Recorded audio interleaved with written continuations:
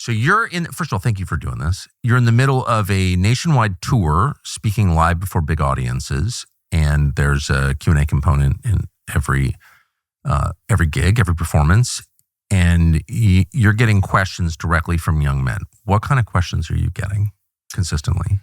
A lot of them around directionlessness. I'm out of full-time education. I'm in my early 20s, or I've just left a relationship, or I've worked for a while and got myself to a state of success that felt unfulfilling to me, and I don't know where to go. And I think that this sort of speaks to the lost archetypes, the train tracks, and the examples that would have previously been laid out for young men. And directionlessness is a huge one. Trying to find a balance between drive to improve and gratitude and self-love for the moment. The sort of you are enough versus hustle bro blend.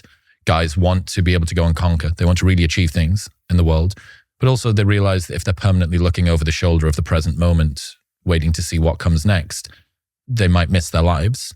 You know, there's this idea called the delayed happiness hypothesis, which is basically that as people move through life, they always promise that happiness will arrive once I have got the graduation, once I have got the next job, once I have got the girlfriend, once I have got the house, once I've paid off the mortgage. And what you realize is that this idyll that you are running toward is actually your death, and you've just speed ran your entire life. And I think that they're becoming increasingly more aware of that, which is good. I think it is good. A balance between wanting to be more and being enough already. And this is a tension that exists inside the mind of everyone, but I think men especially. And those are two big challenges. I'm stuck in terms of direction. I don't know where to go. And I'm trying to balance high standards with self-love. I don't know where to go. So they've completed the task set before them. They made it through, in the US, 16 years of school. And they get all their little merit badges or whatever. They're graded along the way, and everyone's so proud. And then they graduate, and they kind of like they have no idea what to do.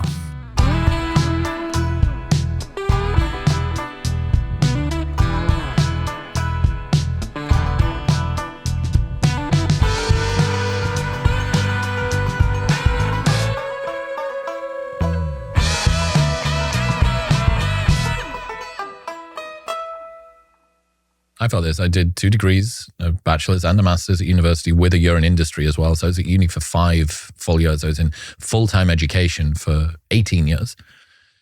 And it's kind of like being on a set of train tracks for a long time. And yeah, you're sort of a passenger and you get to move up and down the carriage and contribute a little bit. And, but the destination that you're going toward has been prescribed for you. And then it's kind of like being thrown off the train into a car with no roads and just saying, hey, good luck. Like, try and find your way. And I think that the challenge is a lot of the rules and the advice that would have worked for grandfathers and maybe even fathers of these guys, the archetypes and the roles that they would have previously stepped into aren't there in quite the same way. There's been a lot of structural changes that have adjusted the landscape that men and boys exist in over the last 50 years. And that means that a lot of the role models and examples and well-trodden paths don't feel like they're there in the same kind of way. So navigating those structural changes as a young man is not easy. So what did you take your degrees in? What did you study? Bachelor's in business and a master's in international marketing. I can't remember either of them. And then did you go into international business when you left school? Not even remotely. What did you do? I sat down in my first ever seminar the week after Freshers Week in the first week of university, sat next to a guy and I said, I've spent all of my money partying in my first week of university. I'm skint. I've run out of cash. I need a job. And he's like, well, I'm going to go and hand out flyers for a nightclub. Maybe you could come and see if you can get a job doing the same thing. That guy that I sat next to in my first seminar for quantitative methods, 15 years later, was still my business partner. I was groomsman at his wedding. We did 1 million lifetime entries throughout nightclubs together. So that one thing, that sort of chance meeting that we had, I started running an events company and then got to the end of my 20s and had a change, an existential change that meant that I started doing my podcast, Modern Wisdom. Before that change happened, did you ever pause and think, I got a master's degree in international business, but in real life, I'm a nightclub promoter and I'm succeeding. I mean, you succeeded in the business. Correct. Yeah. So the disconnect between your training and your work couldn't be more profound. To a degree, to fly the flag for the nightclub promoters out there, it's a wonderful training ground for people to go into business and be successful in business, because you get a very broad perspective of how a business needs to operate: HR, management, B2B, B2C, customer complaints, marketing. Oh, for sure. It's that being said, I had a lot of fun. Should I have perhaps realized before 30 that maybe £1 Jaeger bombs was not my highest calling in life? Perhaps, but I was having a great time. I worked with people that I really loved. My business partner and me had a fantastic relationship. So it was good, but yes, there is a... Well, I'm just wondering, and I'm not in any way criticizing the job or any job that, basically honorable job that a man does, is virtuous in my opinion. I'm questioning whether you needed to spend 5 years in university to do that job. Probably not.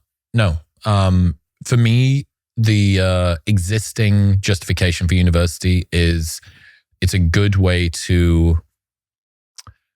It's like Navy SEAL Hell Week for 3 years of socialization.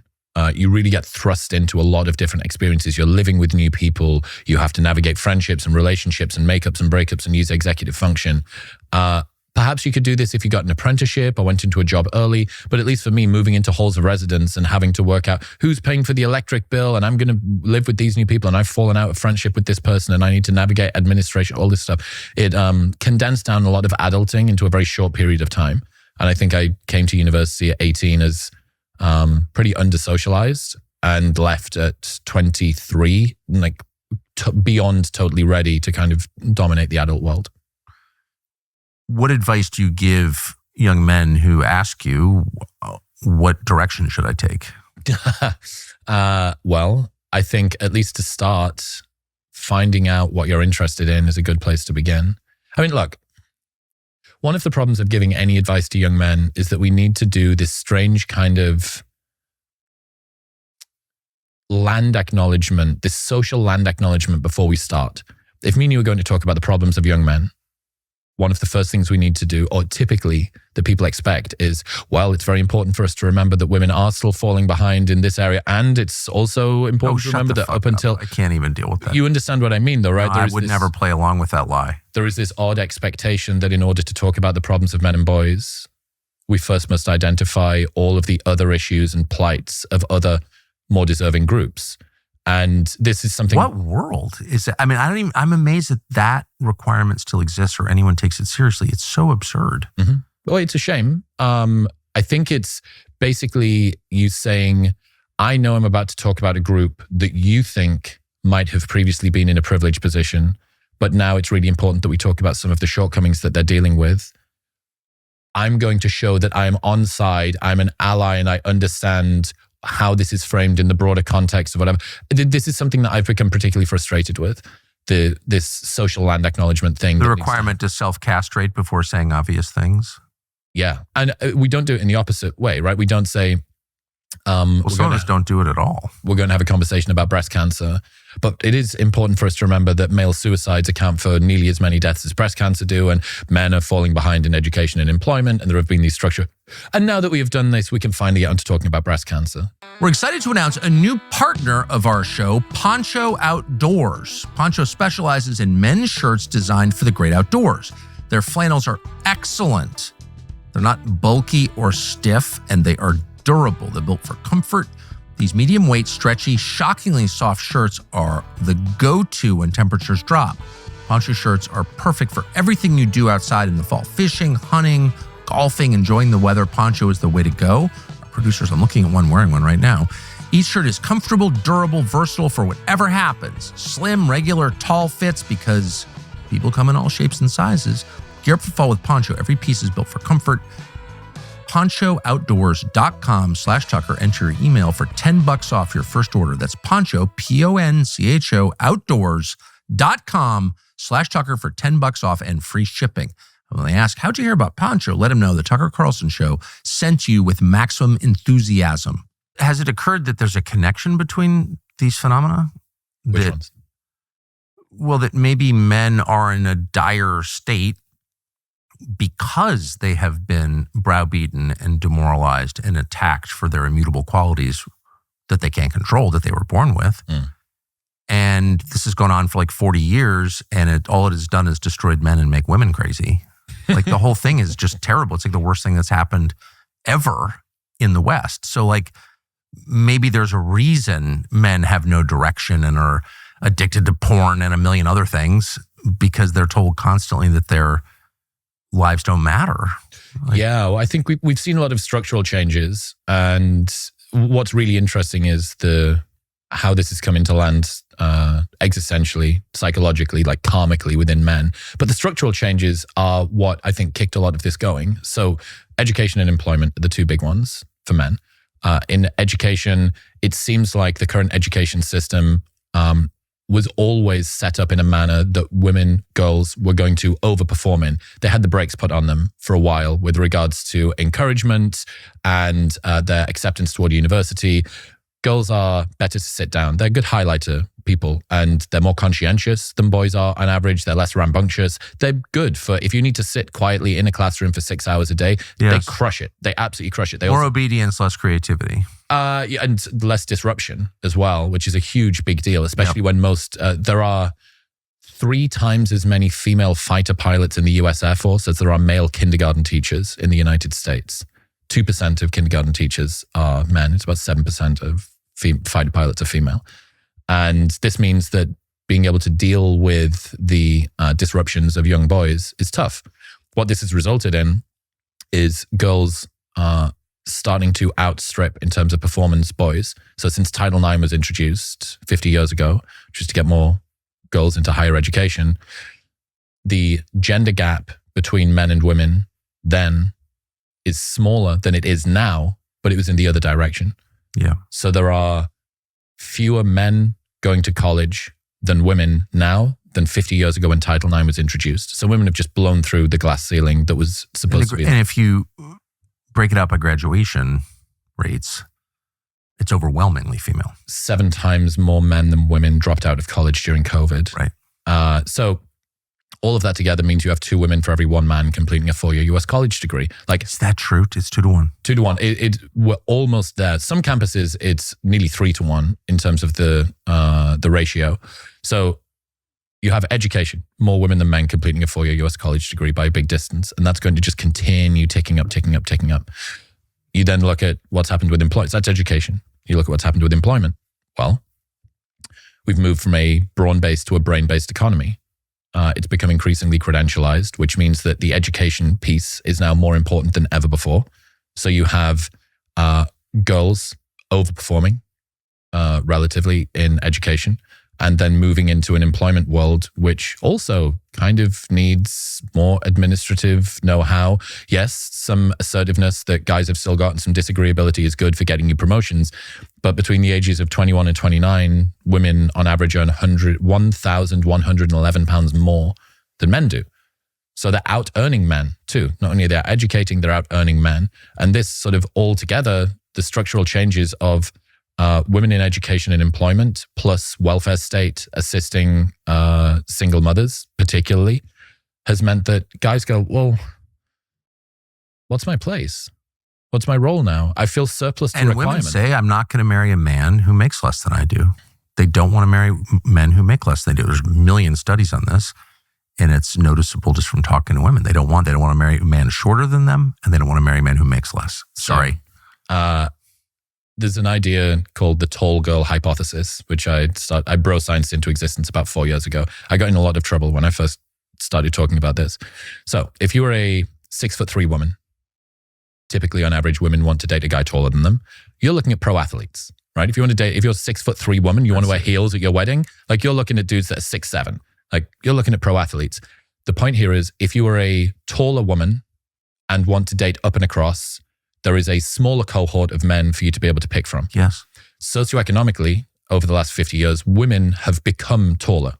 socioeconomically, they have grown. Exactly. Right? Men have stagnated, and in some cases, they've actually gotten a little bit shorter. What this means is, if women on average want to date a man who is as educated or more than them, and as wealthy or more than them, but women are now out earning and out educating men, you have an ever increasing group of high performing women competing for ever decreasing group of ultra high performing men. Yep. Now, these guys have got unlimited options. So they can use and discard these women as they need. Yes. These women feel like most guys don't meet their standards, or like the guys that they do meet are cads and treat them horribly, which antagonism between the sexes. This group of men at the bottom feel largely invisible and they retreat away from this. Anyway. No, not anyway. That's a really succinct and smart description of like the central problem. It's a fundamental issue based on how women and men tend to want to mate. Now, this being said, guys also have their preferences. They tend to optimize for youth and cues of fertility, like hourglass body shape. This isn't just to say that women have got mating preferences, so do men. But when women say sort of, where are all of the good men at? I think this is one of the fundamental issues that's kind of hiding in plain view, which is typically women want to date up and across, but if they have grown up through in their own competence hierarchy, there is a ever decreasing group of guys that they're going to find attractive. That's exactly right. So I started talking about this maybe about 4 years ago. And then recently some data came out that said the bottom 40% of men in terms of earning and the top 20% of women in terms of earning have females as the primary breadwinner within the household. So from 0 to 40 men, they earn less than their female partner. And in the women's camp, the top 20% of female earners also earn more than their male partner. So this hypergamy, which is what it would have been, has been replaced by hyperandrousness, which is women as the primary breadwinner. In these relationships, men are twice as likely to use erectile dysfunction medication. If a guy loses his job, the likelihood of divorce doubles. Whereas if a woman loses a job, there's no change in terms of divorce. All of these things, do we lay this at the feet of, well, men need to be able to deal with a woman who's high performing and so on and so forth? It's like, typically guys are the protagonists and women are the gatekeepers when it comes to making a relationship start. Like, guys are the ones that are forthcoming. So women tend to be the selectors. And if that's the case and women are struggling to find guys that they're attracted to, I think this has a big role to play. So nicely put. This experiment began about 60 years ago, and it was based on the idea, really the article of faith, that men and women were exactly the same and that gender differences were social constructs. None of this was genetic or inborn. It had nothing to do with nature. It was just like society created these roles for men and women arbitrarily, and they needed to be ignored. And that turned out not to be true. Like, these differences persist. If anything, they're more obvious now than they were 60 years ago. And so maybe a system based on nature, acknowledging the natural differences without, you don't need to be rigid about it. There are anomalies, of course. Not everyone, follows the same path. But in general, over a population, like men and women are completely different. Men prefer certain things. They thrive under certain circumstances. And the same is true for women. Why wouldn't you design a system consistent with nature? What would that look like to you? It would look like what we had before Betty Friedan wrote The Feminine Mystique, before lifestyle feminism dominated every institution in the West, before we started lying to ourselves about how we were totally disconnected from nature. It would acknowledge that every person is created by God, in my view, but with a distinct set of talents and deficits, which is to say, for a specific purpose. Certain people are good at certain things. I know it's true for me. I know it's true for you. And we should allow people to follow life paths consistent with the way that they were born. Right? I mean, that's it. And the overwhelming majority of men want to be the breadwinner in the home.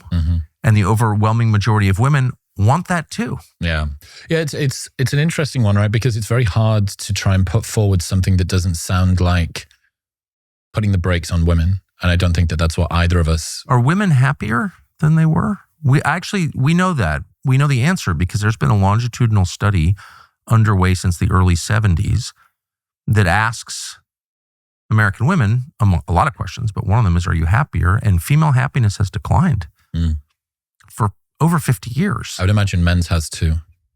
You ever feel like the end of the month, all of your money's gone? Where'd it go? Well, one of the places it went is to unnecessary subscriptions. You probably have a lot of them.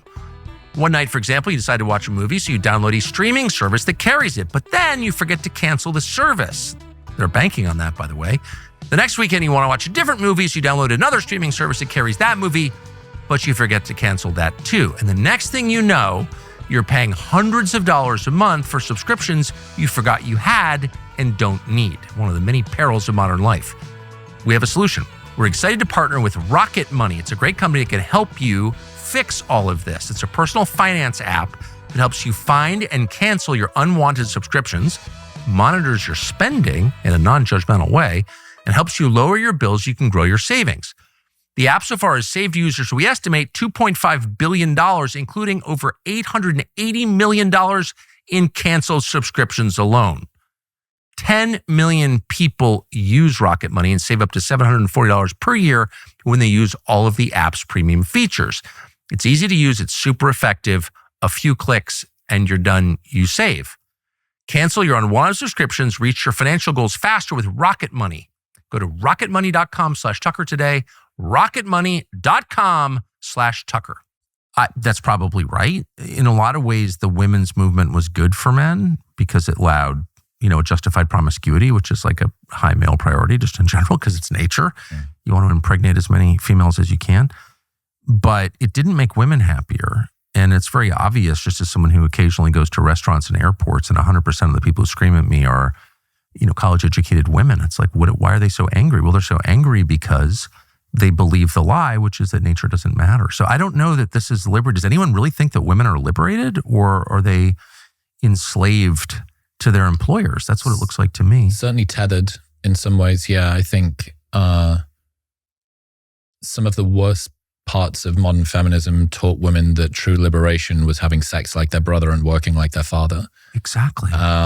That being said, I don't want to put the brakes on the opportunity for some woman who really wants to go to college or university and learn and then earn off the back of that. I don't think that that's a good idea. Like, it's not the solution to say, okay, women get out of the boardroom and back into the kitchen as if that's what needs to happen. But when you just accept the fact that if you don't feel secure and safe to be able to look after yourself and to be able to create a family, then you supplement building family for building career.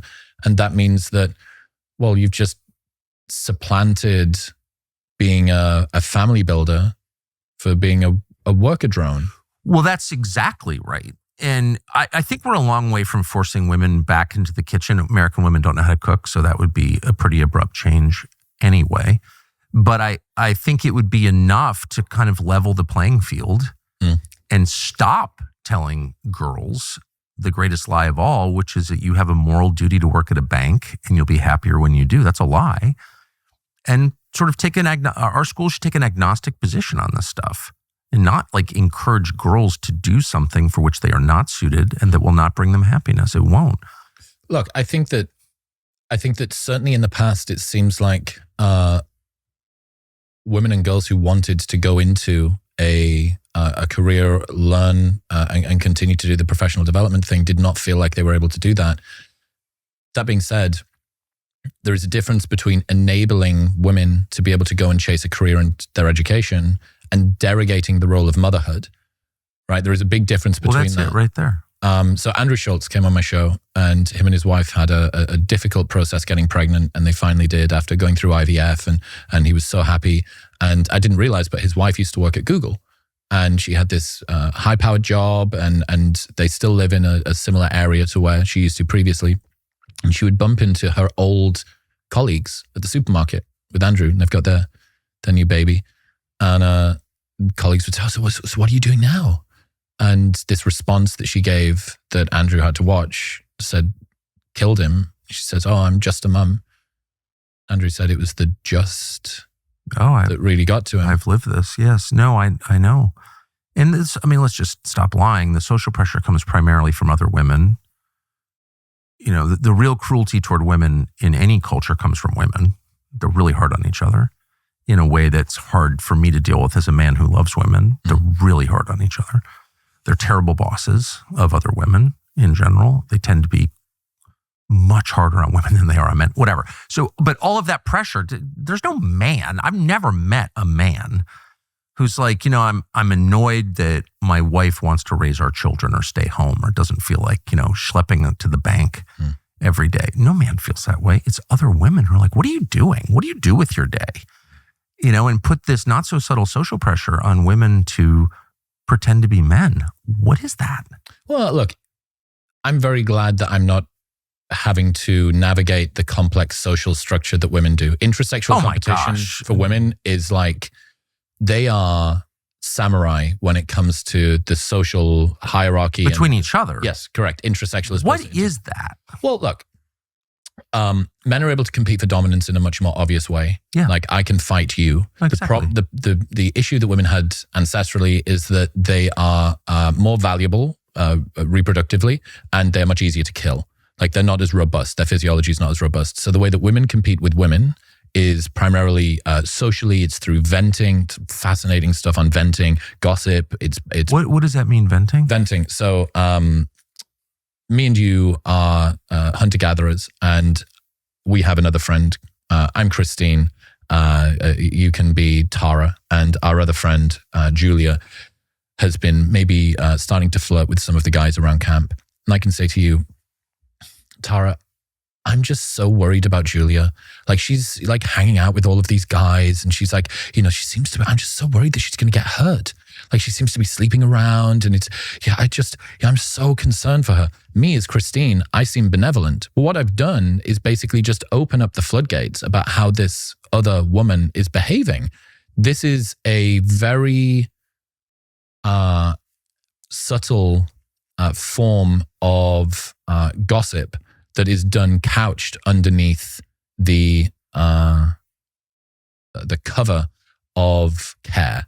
Yeah. Now, this is a very unique challenge that women have to face. And to every single woman, they know how tough it is to navigate the intricacies of female friendship. I'm so glad that I do not have to get through that.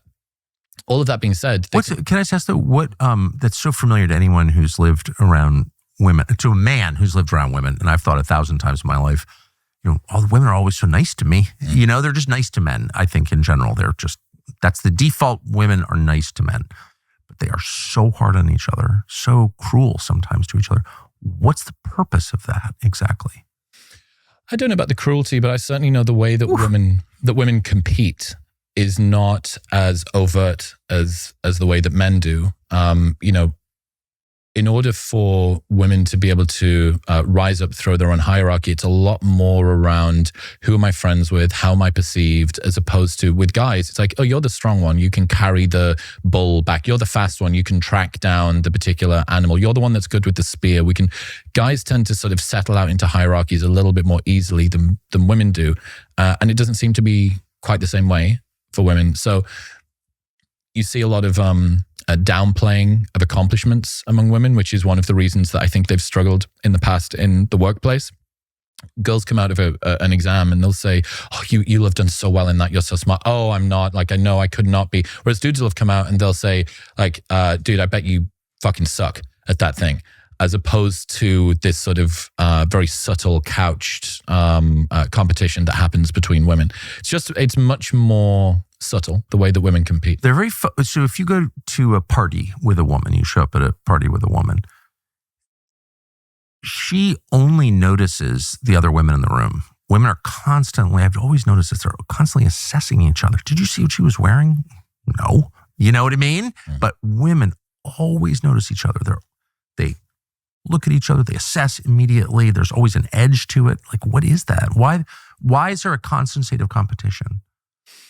I'm going to guess that the way that women would have been wired in the past before they were able to exist independently is that they would have needed to compete for the mate that was able to provide them with resources and security.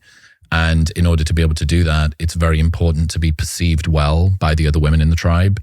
A woman who's on her own, a woman or a man who's on their own are really going to struggle, but particularly with regards to finding a mate. I think you need that collegial group. Women do alloparenting as well. It's kind of rare in the animal world, where they have non-kin that help to look after their children. So they have coalitions that help to raise kids, which means you need to have friends.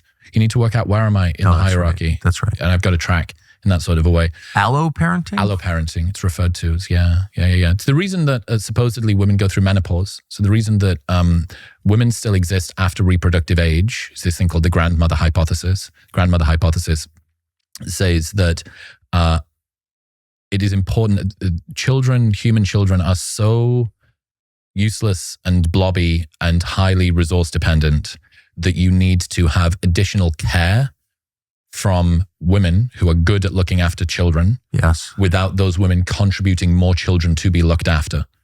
So the grandmother hypothesis, yes. You age out of being able to contribute more children to the group, but you are still able to contribute to raising the children that are in the group. And this is why the move away from pan-generational housing and, you at 18 go to university or move away from home is really novel. Because for pretty much all of human history, you would have had people living in the same sorts of groups. Yeah, and it just makes everyone, just atomizes the entire population, makes them easier to control, Well, I think one of the problems that you have when talking about the problems of boys and men is this sort of perspective that empathy is zero-sum. That by giving empathy to men, you are taking it away from some other group, which is more deserving. And it's a shame because it suggests that we can't do two things at once, that any attempt to raise men up is implicitly also bringing women down. And I don't think that this is what me or you are. You really think that? I think that that's how it's perceived, at least. Like this sense that after all, haven't men had it good for long enough? Like maybe they should just sort of suck it up and deal with it. So what do you hear in that statement that you just made? What's the undertone there? What's the motive? Hate. That's an angry statement. You're angry at someone when you say that. Mm-hmm. You're not trying to elevate anybody. You're trying to destroy someone else. I mean, you just said it. And that statement is very familiar to anyone who's lived in the West for the past 40 years. Well, I can't, white man. And it's like you're saying that because you hate those people. Most coffee companies sell weakness, watered down drinks from faceless corporations that don't care about you or your family. Black Rifle, which not to brag is in this cup right here, is very different. It's roasted and brewed in this country without apology by patriotic men and women. The coffee is built by people who love the U.S. and know what it means to fight for it. We know them. We know the guys who run it. We've known them for a long time, and we know this is true. They're special forces veterans, ranchers, just decent people. They're the best of us, and the coffee is strong. The energy drinks, even stronger. It's not sugar water, not empty marketing. Fuel for people who get up early, work late, keep this nation running. Every purchase helps support veterans, first responders, law enforcement. From bold roast to ready-to-drink cans, mugs, T-shirts, gear, Black Rifle makes products with pride. Can a lot of companies say that? No, they can't. Visit blackrifle.com. Use code Tucker for 30% off your first order. That's blackriflecoffee.com. Code Tucker, or pick it up at your local convenience or grocery store. You will love it. And the results are exactly what you would expect if an entire society turns against a group, decides that they're despised and for good reason, and then, lays out this program for decades, limiting their opportunities, demoralizing them, barking at them, forcing them to deny their inherent nature.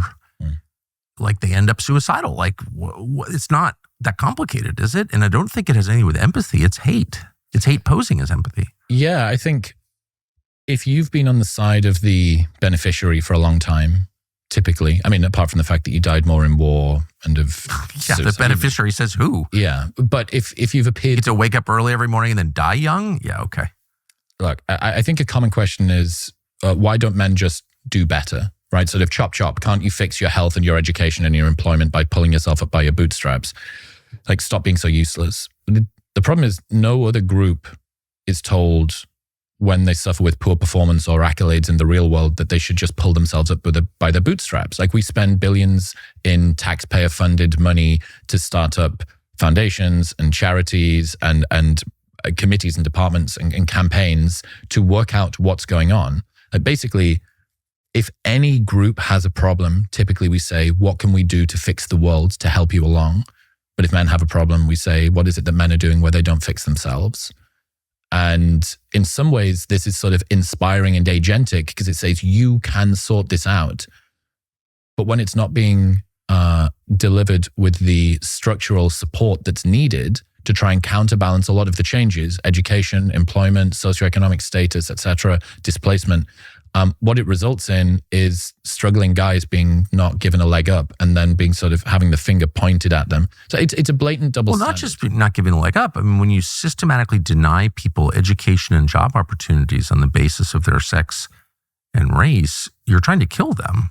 Like, what else would that be? You're trying to keep people from getting into school and get jobs because of the way they were born? I mean, how is that different from these systems that we claim we hate? It's not. It's the same system. And I don't think it's not giving them a leg up. I don't know that anyone needs a leg up necessarily. I just like, how about a fair playing field where you stop like hurting people for things they can't control? Well, I think men... I mean, maybe the UK is different. I'm just saying in the United States, for 40 years, we've had a system in law that says if you're a white man, you get fewer opportunities, period. And it exists. And no one's done anything about it, by the way, despite lots of, we're going to fix it. No one's even tried to dismantle it. So like, what is that?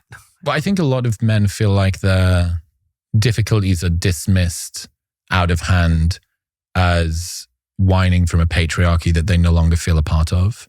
It feels like men are in the modern world being made to pay for the supposed advantages of their father and their grandfathers. Right. And it causes guys to check out. I mean, the term toxic masculinity, right? Think about that. Think about saying there is something about you which is so inherently broken. It's like original sin, right? There is this part of you, yes, that's right, deep down that needs to be expunged in some sort of a way or exorcised. There is a bit of you that's broken. If you want to prove to guys that they're not welcome as a part of this conversation in a communal, collaborative, compassionate way, I think that's one of the best ways to get them to switch off. I mean, I collected this list of different headlines about different things that were toxic masculinity. It was like physical fitness, fast food, Brexit was toxic masculinity, climate change was toxic masculinity, the climate crisis, the election of Donald Trump, eating meat, driving cars, wearing Axe body spray, saying hello or have a nice day, all fantastic examples of toxic masculinity. Basically, toxic masculinity became this catch-all term to be used to describe the behavior of any guy that you find unpleasant. And it just causes men to check out. It's okay, I'm not welcome. So why does it? It's interesting you say that though, because I've been waiting for, decades for the actual oppressed groups in, say, the United States to say, nah, we're not doing this anymore. Fix your own power grid or whatever. Build your own society. They're not capable, of course. So of really like anywhere from like a sit-down strike to an actual revolution. Mm-hmm. And I've been, of course, praying for that because I think it's really important. I mean, fuck's sake, Chuck. No, I'm serious. This is too much. This is totally genocidal. But instead, they haven't done anything like that. They're just like, I'll just take more SSRIs, watch more porn, smoke more weed, pretend I'm liberated, and just like, as you said, just drop out. Yeah. Okay. So there is an interesting question. Given that men are displaced, dissatisfied, and unmated, why is there not the concurrent type of revolutionary behavior that we might expect? Yeah, you would think. I mean, I'm being sincere. And I understand. Again, I shouldn't have said I'm praying for that, though I am. And not for violence, of course, but for like, how about no? Okay? Because I think of that as like a male, that's like one of the things that men contribute. How about no? Like that's the dad's job. How about no? Yeah. Disagreeability is one of those. Yeah, it is. It is. And it has, it's unpleasant, but it actually has an essential place in any functioning society. So, yeah. But we've not even brushed up against that. Okay. Why? Strap in for this one. So, okay. Tall girl hypothesis was one of my favorites. This is one of my others. And this is the male sedation hypothesis. So throughout history, there is an idea called young male syndrome. If you have a high number of young, unpartnered men, they tend to be antisocial. They push over cars and set granny on fire and cause revolutions and uprisings and stuff like that. If there has ever been a society throughout history that has lots of unpartnered young men, they tend to cause problems. When men get into a relationship, their testosterone drops. Exactly. When they have kids, their testosterone drops again. So in this regard, women very much do domesticate men. Yes, They make them more pro-social. They reduce their risk-taking behavior. Exactly. This is good. If you've got a baby at home, you need to not think, oh, I'll just jump off that cliff for fun. Like, no, there's a kid at home. Chill out. So historically, there has been a tendency for these kinds of societies with high numbers of unpartnered young men to cause problems. Given that we have got high rates of sexlessness, displacement among young men in the modern world, why is it that we haven't seen the concurrent kinetic outcomes of this? And it's my belief that men are being sedated out of their status-seeking and reproductive-seeking behavior through video games, screen, and porn.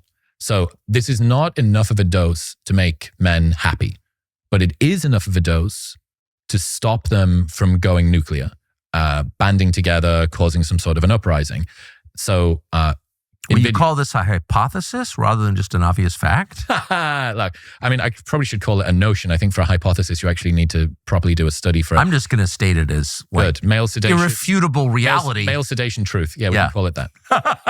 But I think that video games, what is it that it gives men? It gives them a sense of progress, of camaraderie, of goal-seeking behavior.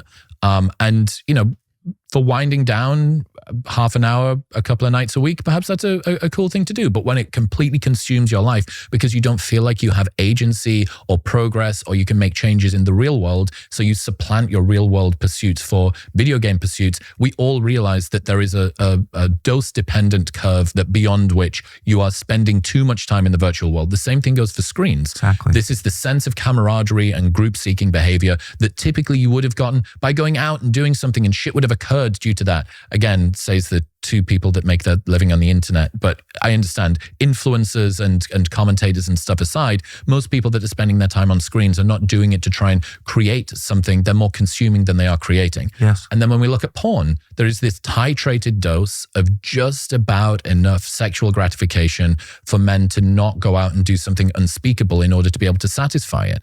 Now, it's not great that we have this balance between useless and dangerous men. And perhaps right now, given the current world that we're in, it's 51-49 preferable to not have dangerous men. But the only reason that I can see for that is that we're in a time of peace. If we were in a time of war and you needed to galvanize young men to actually be useful, you have huge swaths of guys that are just not really prepared to do it. So yeah, I think a great question would be, where are all of the incel killings at? This is not a request, right? This is not me putting a request in with the DJ. But you would expect more. You would expect more uprisings and revolutionary behavior in the real world. Yes.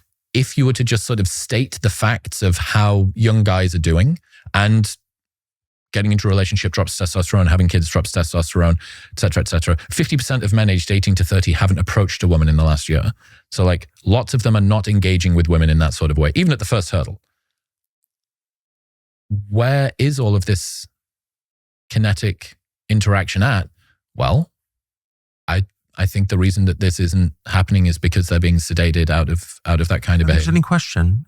When I was a child, the most sophisticated analysts of Islamic terror, which really kind of began, well, at least in my view, in 1975 with the civil war in Lebanon, there was Islamic terror. And the question was why? And one of the most compelling explanations that I ever heard was polygamy. Because these are societies, Lebanon is not a lot of polygamy in Lebanon, but Saudi, a lot of polygamy. These societies leave a large percentage of young men unmarried with no hope of marriage because the rich guys grab all the women. So you have sexually frustrated, lonely, purposeless drones with surging testosterone, and they take it out in acts of violence that we call terrorism. So that I thought that was seemed right to me.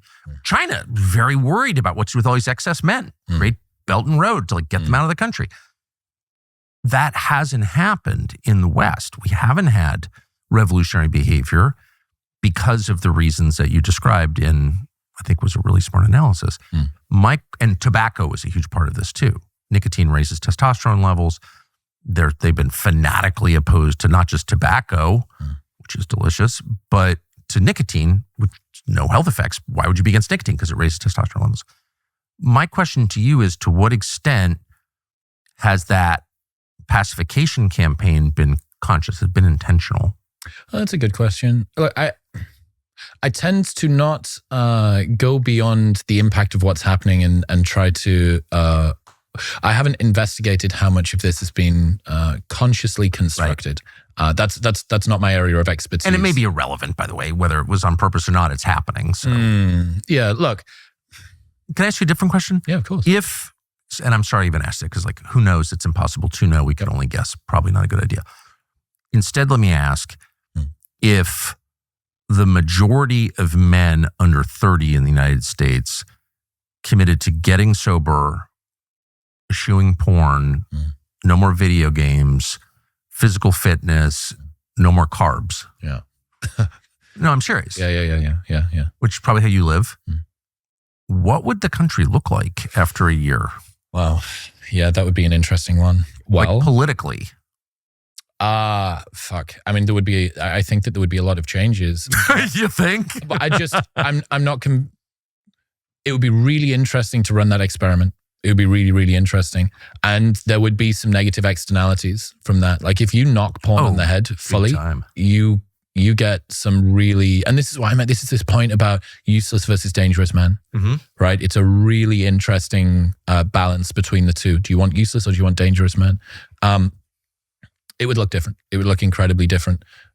And we have we're in a sort of luxurious position at the moment where we don't really need the usefulness of men all that much, not on a ground floor level. And with the advent of AI and robotics, the potential for them to be even more displaced, I think, is going to increase. There's this interesting story around sort of male sedation, but on the other side, so fatherlessness. So there was this really cool example used at Kruger National Park in South Africa. So there's a growing elephant population. It's too big and they need to get them out and transport them. There's a plan that gets devised to take elephants from one park to another. What they realized was, in order to move them, they had to move them by helicopter. So they had to strap these elephants Actually? Yes. They had to strap them into harnesses and then move them by helicopter to take them from one national park to another. But the harnesses weren't able to take the huge bulls. They could take the mums and they could take the juveniles, but they couldn't take the bulls. So like, okay, well, no worries. We'll leave the bulls there and we'll take the mums and we'll take the juveniles and we'll move them to this new park. So they move them over to the new park. And then about a few weeks after this move is done, they find dead white rhinos around the park. And first off, they thought it was poachers. They assumed that it was poachers that had killed them, but there was no gunshot wounds. There was like puncture wounds and trample wounds on these rhinos. Then they decided, well, we'll set up CCTV to work out what's going on. It turned out that the juvenile elephants were just banding together and going around and killing other animals. They attacked tourists in the jeeps. And they also were causing all sorts of havoc and fighting each other as well. What had happened, it's this thing called musthing, M-U-S-T-H. They were in musth. And this is, they're looking to mate. And there weren't any women around that they could mate with. Now, this is typically tamped down by the bull males. Yeah, dad's home. Dad's home. So they worked bigger harnesses, brought the bull elephants over. Immediately, all of the antisocial behavior stopped, right? So fatherlessness. Like I told you. Anyone who runs a family is quite familiar with this phenomenon. I told you before, I had this conversation with Bernie Sanders and I brought up, he's big into inequality. So I grew up as working class as is possible. I think that talking about inequality and talking about class problems is a really important issue. Couldn't agree more. Fatherlessness is the real inequality. Of course. Boys who grow up apart from their biological father are 2 times more likely to end up in jail or prison by age 30. Fatherlessness is a better predictor of growing up in incarceration than being poor or their race. Young men are more likely to end up in jail or prison than they are to complete college if they grow up in any non-intact home. boys in fatherless homes are twice as likely to grow up with depression. Girls in fatherless homes are 10 times as likely to grow up with depression. So a big question there is this generation really depressed, or did they just grow up without dad? But the big point is there's been a massive increase in fatherlessness over the last 50 years, and fatherlessness impacts boys more than it does girls. Impacts girls in some ways worse than boys, but overall, girls are referred to as dandelions and boys are referred to as daisies. We would think that boys are psychologically more robust. Totally true. But without dad, boys are daisies and girls are dandelions. They're so fragile. No, it's right.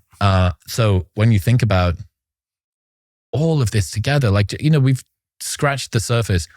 Education, employment, empathy, fatherlessness. Let's just take like those 4 changing dynamics that have occurred.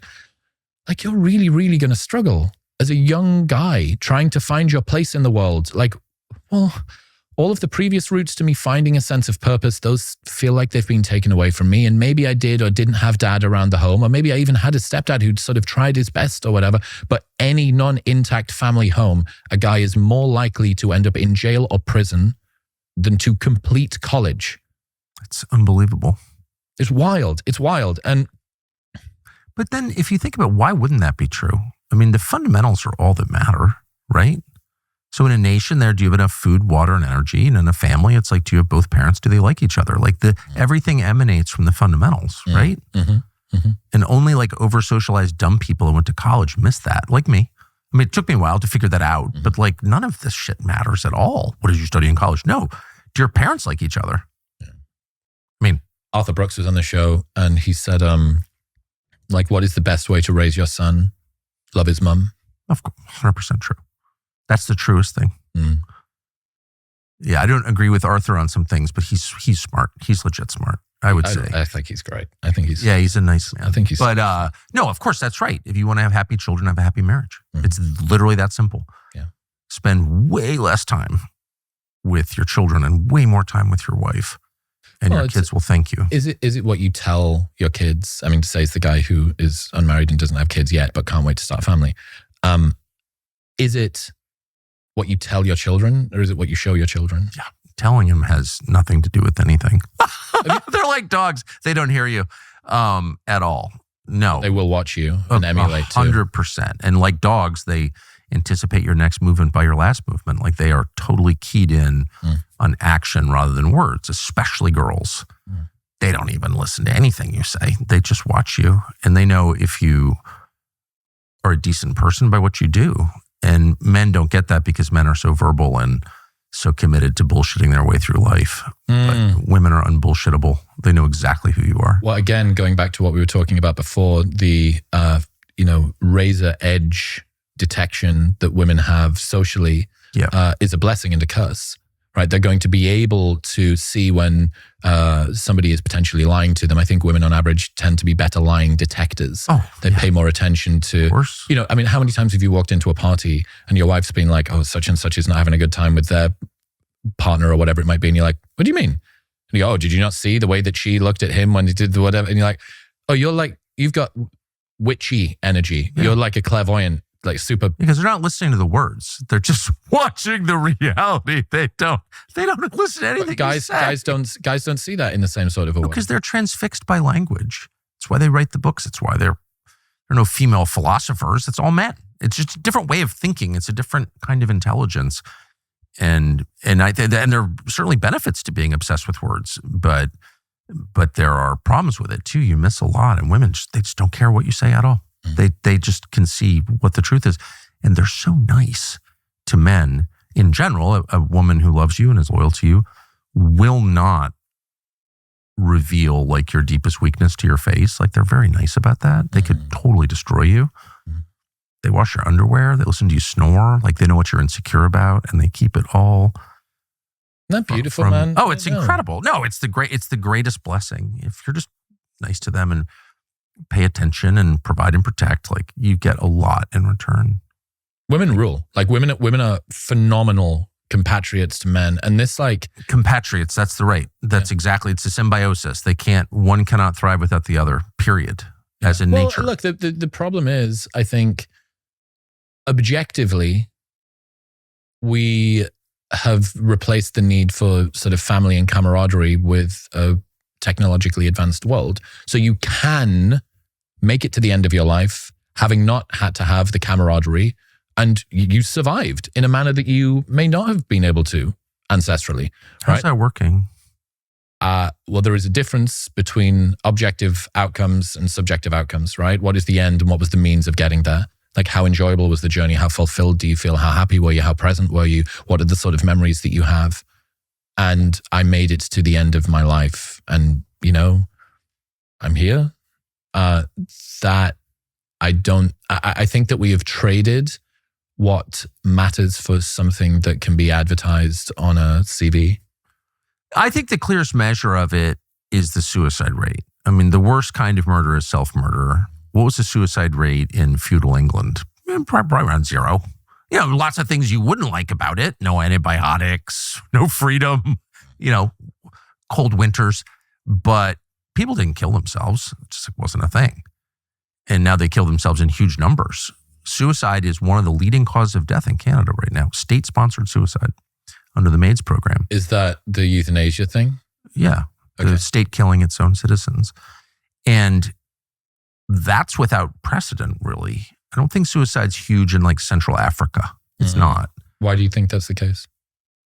Because for all the problems of Central Africa where I've been, and there are a lot of problems, unimaginable, probably including cannibalism and animistic religions and all kinds of problems. But there's not a crisis of meaning at all. And there's not the kind of alienation you find in the West because, loneliness is not subsidized there. You need the clan to survive, period.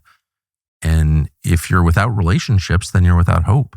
And any society that encourages people to live without relationships is a doomed and an illegitimate society, in my opinion, right?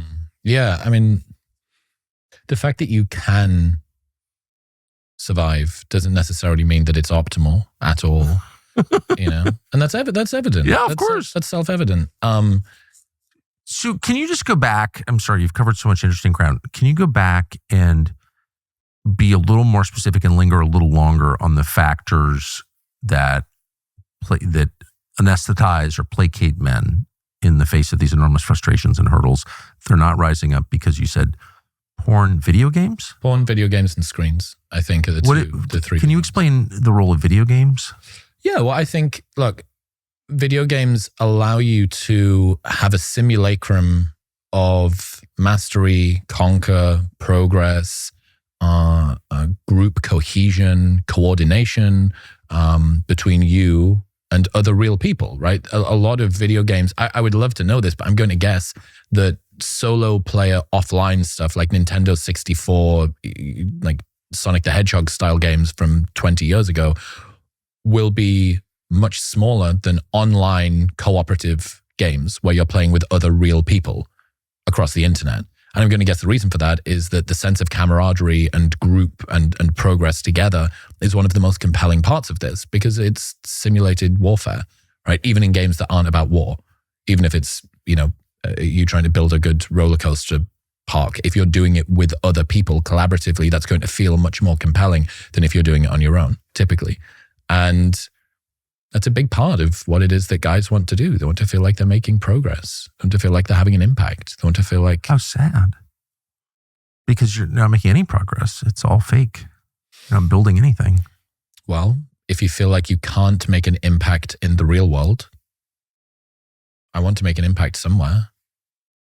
I have to do something with my time. And this is comfortable and easy to me and compelling and in many ways better designed than the real world. Like, the video game industry is worth more than movies, TV, and music combined.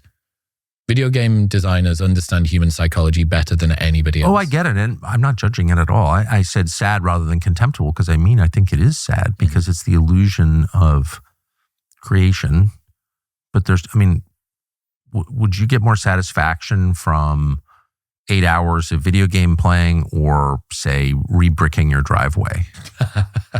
Well, unfortunately, I'm going to guess that a good group of guys would say, oh, no, give me, the video games, because that's what I know.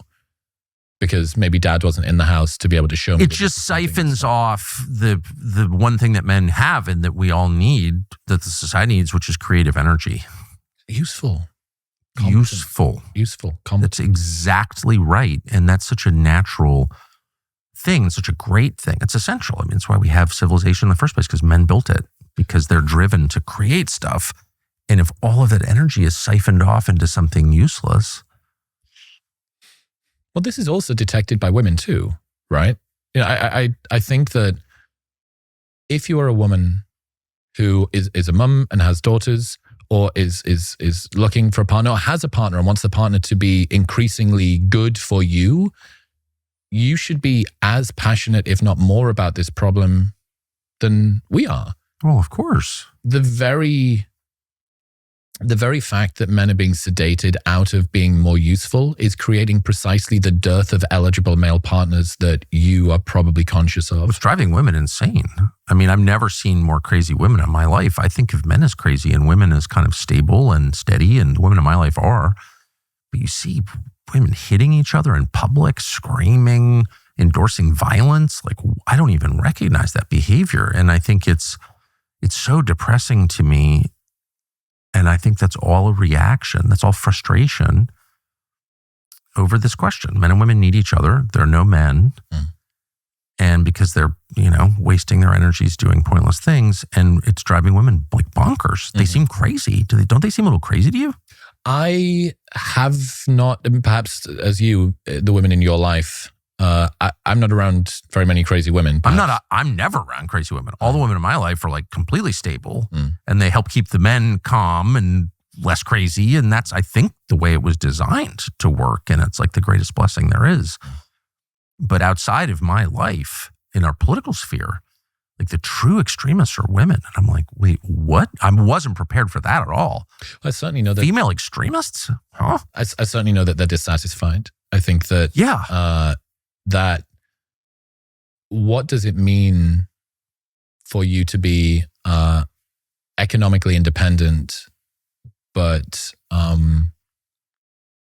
romantically cut adrift at the same time? Yes. Like, how does that feel? And in many ways, because female freedom was something that women wanted for so long. And I think it is a strong point to make. Did they? Where's the evidence that they wanted that for so long? Because I don't think there's any. I think, to push back on that, I think that there is certainly an argument to be made that the lower divorce rate and the high-level stats of look at how many marriages stay together were that women could not leave. They were financial prisoners inside of these marriages. And if they had a husband that was mistreating them, that was beating them, that was not caring for the children in the way that they should have done, where did the women go? They don't have now it's just a boyfriend who's doing that. Right. But I'm asking, where's the evidence? I don't believe it for a second. I was taught that my whole life, that pre-liberation, pre-Betty Friedan and Gloria Steinem, it was The Handmaid's Tale. It was just a hellscape of forced pregnancies and servitude to the patriarchy, and some guy in a wife beater beating his wife was just, but there's no evidence of that at all. Like, we have public opinion polling on this. Have you ever seen any that showed, like, I don't know, even a large percentage of American women pre-1965 are like desperately unhappy?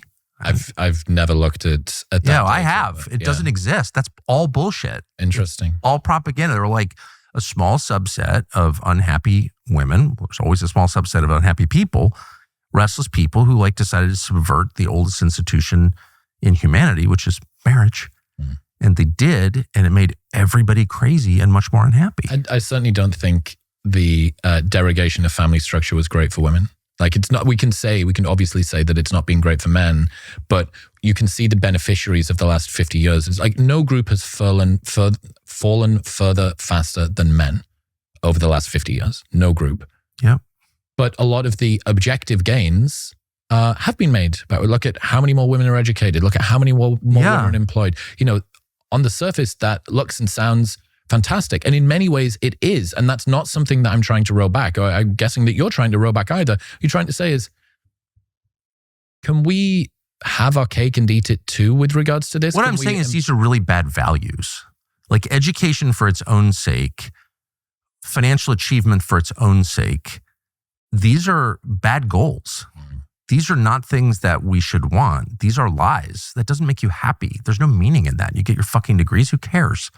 It's all stupid. What you should be trying to do is serve other people, create new life, serve that life, those children, serve your community, live a life of meaning and dignity and decency. Like the whole thing is indecent. Like your life should be about making money. Says who? Who wrote these rules? They're gross. That's what I'm saying. And so I think the measurements themselves are absurd. Great point.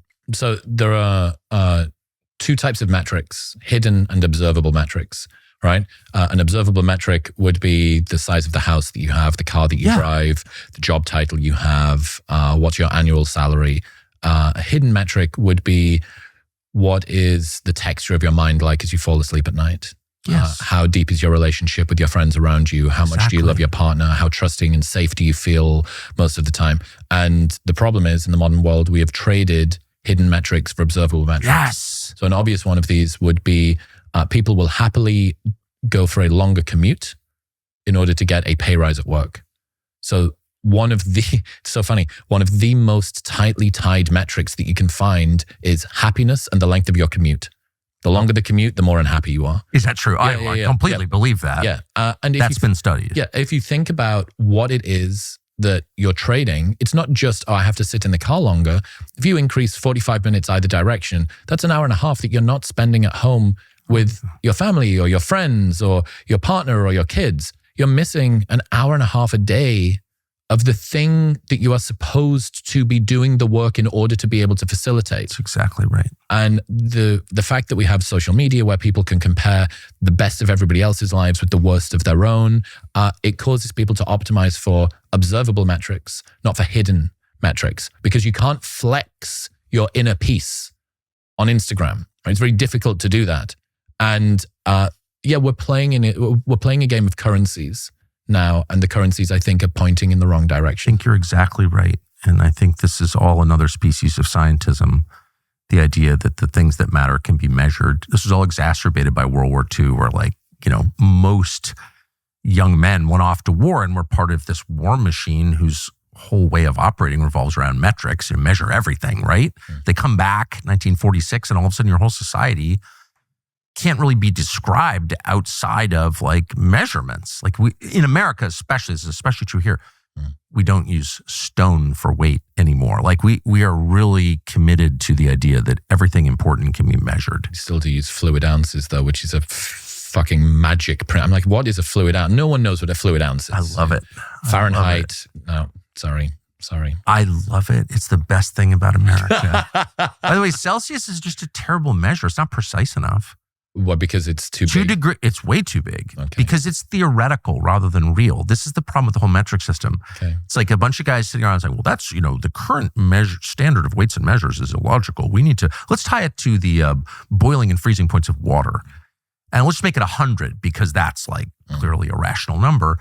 And what you get is a system that makes it impossible to measure actual temperature changes. I know this because I sauna every day.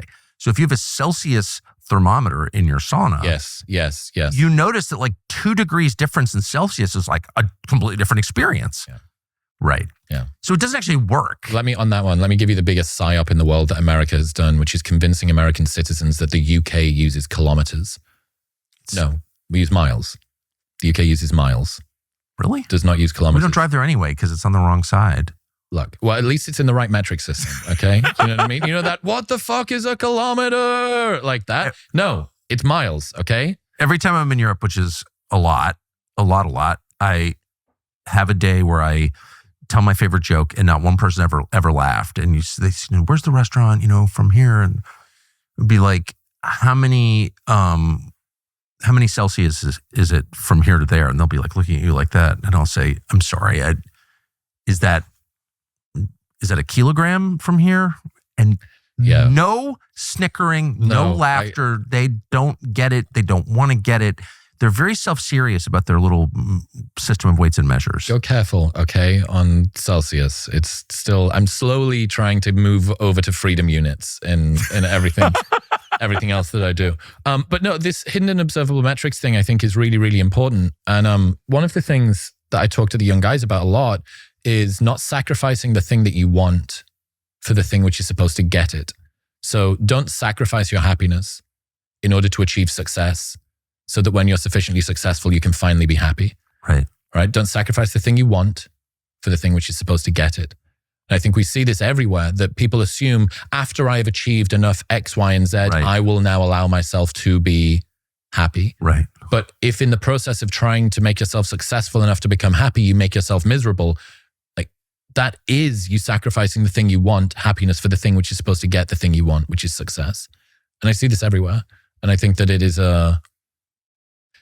optimizing for the wrong outcome. It's optimizing for the wrong thing, and selling people a lie in that regard. Of course, I vehemently agree with that. I wonder, I think it's possible. It's very hard to be happy without a mate. I do think that. And I think it's hard to really understand meaning without children. Sorry, I think that. What do you see as the fundamental role of a mate? Balance. When a man lives with a woman, no matter for how long, and I can say that having done it for a long time, 35 years, you never really understand everything.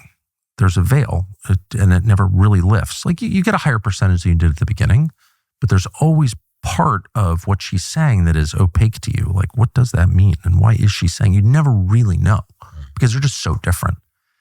And that fact, which is obviously an irritant, but it's an irritant in the same way. In the same way sand in an oyster is an irritant. I mean, it creates something beautiful over time. It forces you out of yourself. That's funny. It forces you to think really carefully about this person. Like, what is this? You're trying to tell me something, but I'm not exactly sure what it is. And I'm trying my hardest. The process of trying hard makes you less about yourself. And maturity is, if you want to define maturity is the spectrum from birth to death, right? And in birth, there is nothing in your world disconnected from your own needs. It's all about you. I've got a dirty diaper. I'm hungry. I want someone to pay attention to me. And maturity is the process of letting go of all of that and realizing that other people's concerns are more important than yours. And nothing gets you there like marriage and children, because you just it will not be successful. You've got a bunch of girls as well, right? Yeah, I have 3 daughters and a son. Yeah. All totally unexpected. Didn't expect to have any girls. Didn't grow up with girls. Nope, no girls. No mom, no sisters. So no female dogs. So I was just like, what? What did you learn about girls from raising? Oh my gosh, it was like the greatest thing ever. If you had asked me, well, the other thing you learn, I think, from marriage is that it's kind of not up to you. Like you're not sort of the captain of your own vessel. Like you do have to sort of accept things as they come and like, okay, what can we make of this? I never would have had a single daughter if it was up to me. I probably wouldn't have had children because they affect your sex life. And I was like highly focused on that. But of course, it was the things that happened against my will that were the best things and the most broadening things and the most interesting things by far. And having daughters was like at the very top of that list, and didn't have just one, I had 3. And it's just been an amazing. So cool.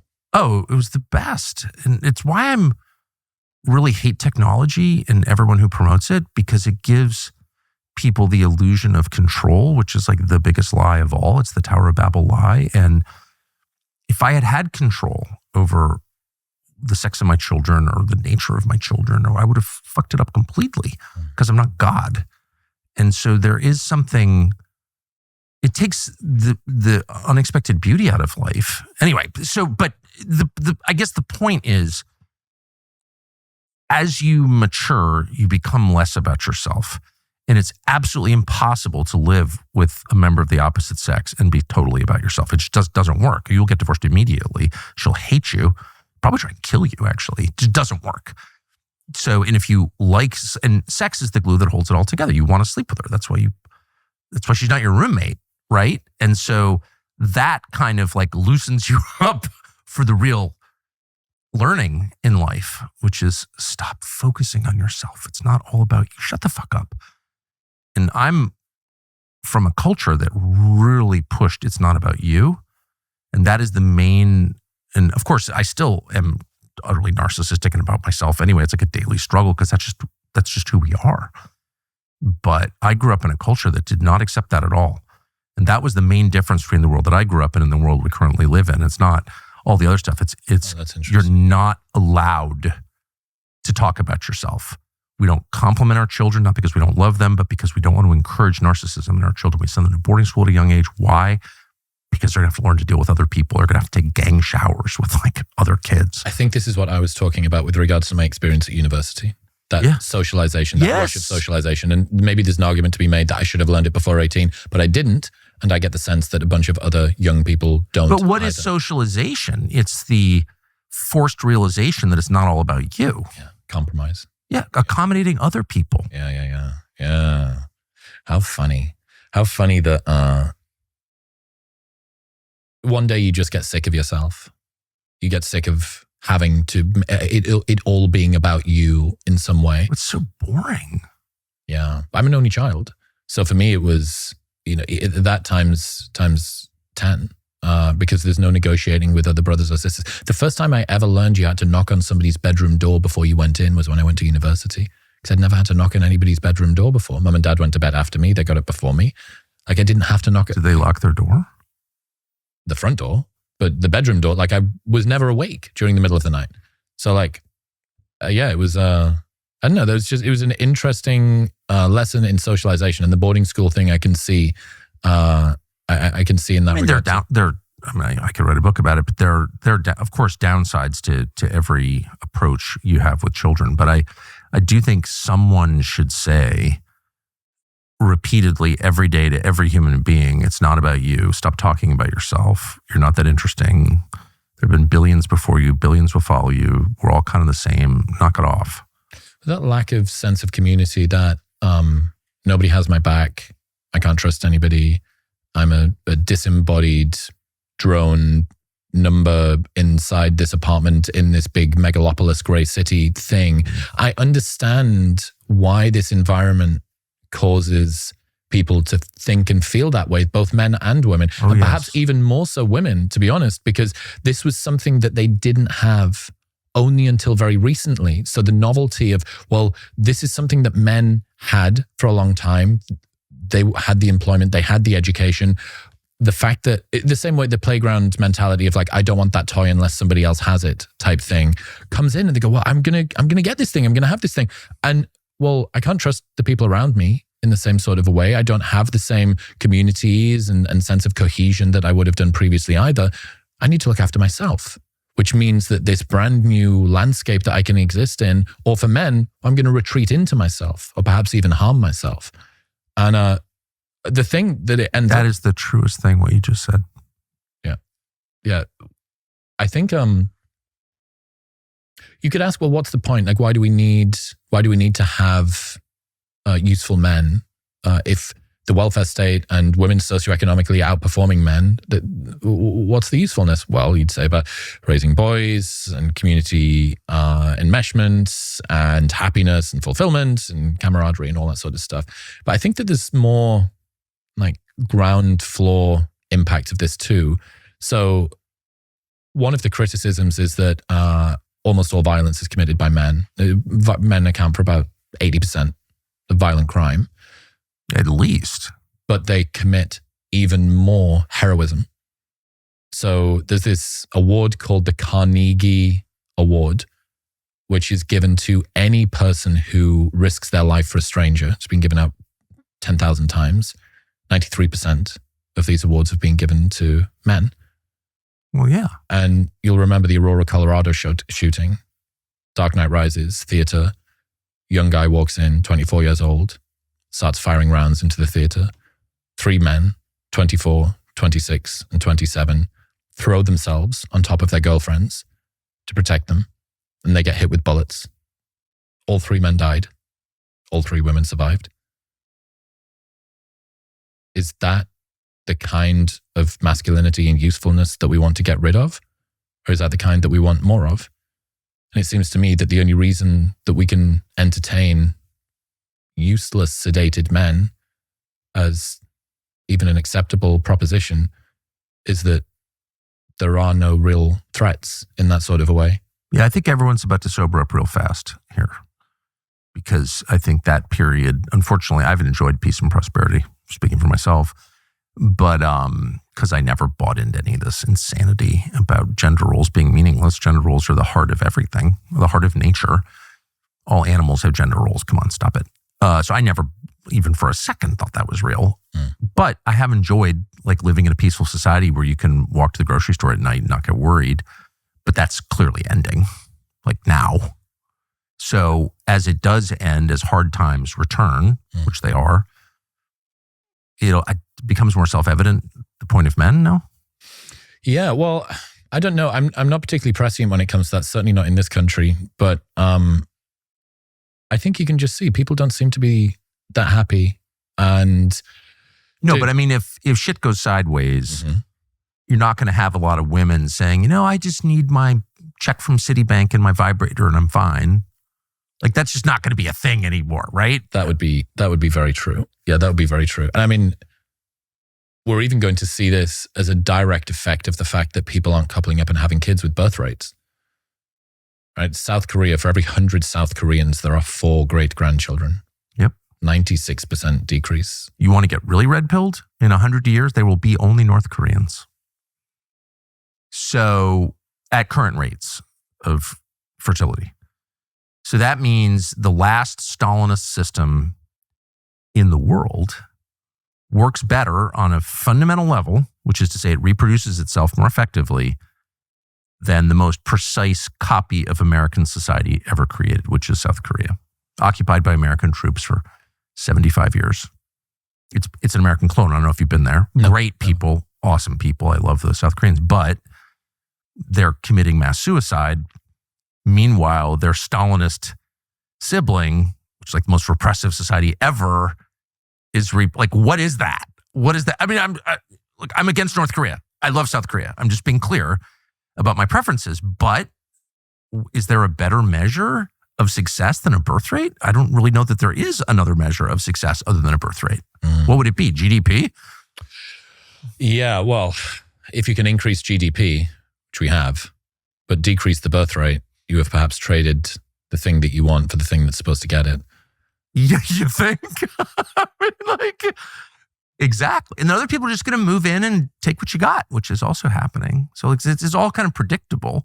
Well, again, I brought this up to Bernie when I had that conversation with him. And I said, how concerned are you about birth rates? And he said, yeah, I am. I'm like, okay, that is progress. To hear from Bernie Sanders that he's concerned about birth rates. I'm like, okay, like this is coming into contact with real reality here. But yeah, if you have an inverted demographic shape with fewer young people than you do old people, the GDP does not look very good. Like, you don't have the economic engine to be able to fund the care for an ever aging population that requires ever more healthcare because people are living longer.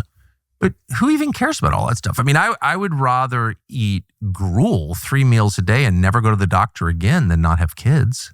I mean, none of that stuff matters. Healthcare? Like what? Who cares? My point being that if you do have fewer children than you do old people. No, I get it. I get it. But that's an economic argument. But there's a deeper argument to be made, which is if society isn't reproducing, in what sense is it successful? That's a great point. I mean, I'm speaking in the language of people who need to be convinced that children and that people have economic utility, like that there's some materialist justification. I'm just saying, I think that's a monstrous worldview that we've all unconsciously imbibed and accepted, and I think that we should reject it. Well, I mean, beyond the fact that to pretty much every single parent that you will ever speak to, their children are the most important thing that they've ever done in their lives. It's made all of their accomplishments in their career and academia and status and money feel shallow and juvenile and insignificant and flimsy in comparison. This sort of odd, solipsistic, narcissistic, horrendous idea. My vacation.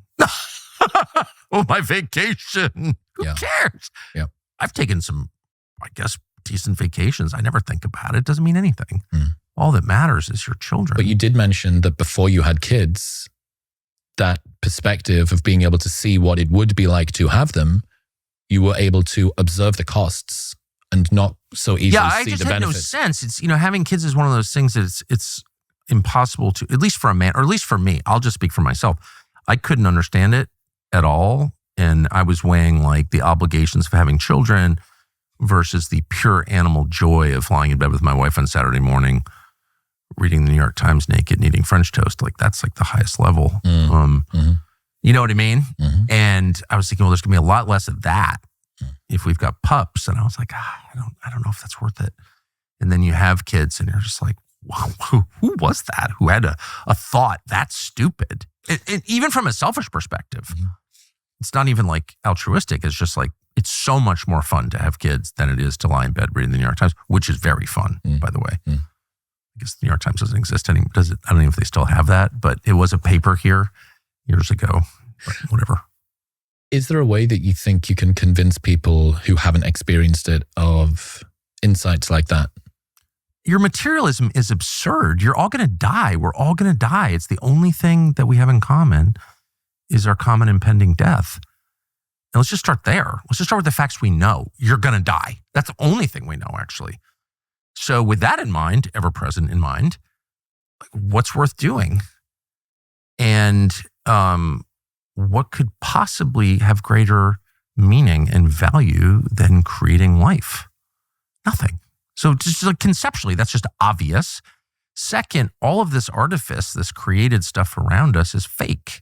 It's all going away. It's all going to rot and disappear and will be remembered by nobody.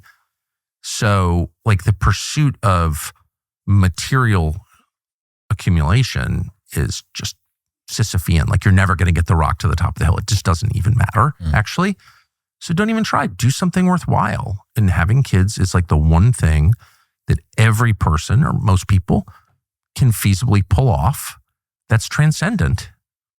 It's profound. It literally transcends your life. It's bigger than you. And everybody inside has this desire to leave a mark, to create something bigger than me. And that's the only thing you can do. And all of us, from Bill Gates on down, doesn't matter how rich you are, the only thing you can do that's transcendent is have children. And so why wouldn't you want that? And second, I would say anyone who gets in the way of that is your blood enemy. He's not like a misguided person. He's not, anyone who's offering free vasectomies outside of political convention is your blood enemy. He's trying to destroy your lineage, your DNA. He is a lot scarier than the Mongol horde sweeping across the steppe. At least they created life as they destroyed it. These are just destroyers. They're anti-human. They're anti-life. And I would take it with deadly seriousness.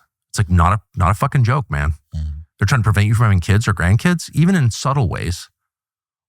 They are your enemies. That's how I feel. I'm a very primitive person, have always been. And that's worked for me.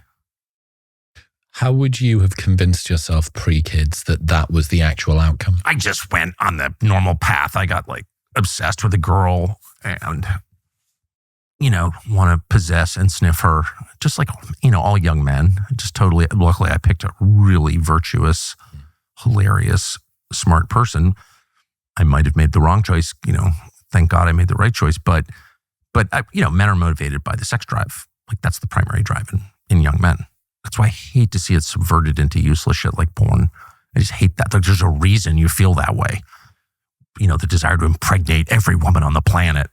And that needs to be contained and like made useful, of course. Just impregnate one. But that desire is your life force. That's your life force. Don't waste it alone. Like what? Yeah. I had an interesting conversation about the advent of AI girlfriends. I know that people are concerned about this. So AI girlfriends. Girlfriend. I'm going to state my bias, then I'm going to shut up for once and let you talk. But AI girlfriends seem like if there was ever like the apocalypse, people imagine the apocalypse is a nuclear exchange. I think of the apocalypse as AI girlfriends. Okay, I'm not going to make a bull case defending the robo pussy, so you don't need to. You don't need to worry about that. It's silver linings around why it might not be quite as bad as we fear. First one. One of the primary reasons that men like having women is that it is implicit that the man has been chosen, right? From all of the suitors that this woman could have chosen from, she chose me. Exactly. Prestige, status, pre-selection. The reason that I think there is an upper bound or a ceiling on how alluring AI girlfriends are going to be is that there is no status associated with being chosen. It's the same reason that a man doesn't flex how many porn subscriptions or OnlyFans models he subscribes to, because any guy with the price of a cheeseburger spare per month can do that. Like, there's no selection, there's no prestige associated because anybody can get it, right? So I think that the AI girlfriends, at least in terms of how compelling they are, there may be a ceiling that isn't fully accounted for. Compelling, freely available, the video games of sex, all the rest of the stuff. Yep, things to be concerned about. But the fact that there is no limitation, there is no constraint of supply, which means there is no selection, I think will limit how much pleasure men can take from that. So that's at least one slight white pill that people could take with regards to that. I see it different. I hope you're right. I mean, of course, I hope you're right. I think that it's actually meeting a need in an ersatz way. Okay, so if you talk to any prostitute about what men actually want, they want sex. They want to talk a lot. They want someone to listen to them. Men have a great need to talk to women and to be listened to and admired and patiently heard. And the AI girlfriend, while she can't perform sexual services just yet, can definitely sit there and listen to men talk about themselves. Yeah. And that is something that men deeply, deeply want. Now, the problem is it's not actually talking to somebody. It's talking to a data storage facility in Arizona.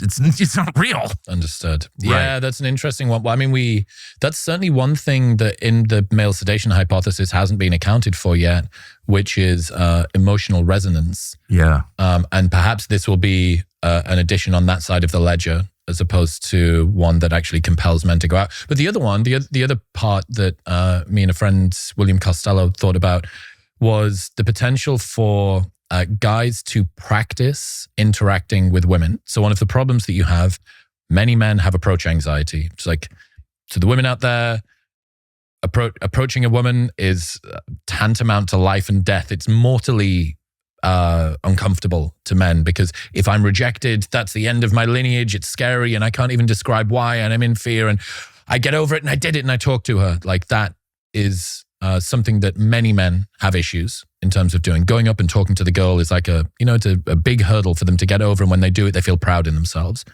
The problem is that you can't practice that in private. There is no such thing as a training ground for doing that. The only place that you can actually do it is by go and do it in public. You can only practice in public, right? As opposed to practicing in private.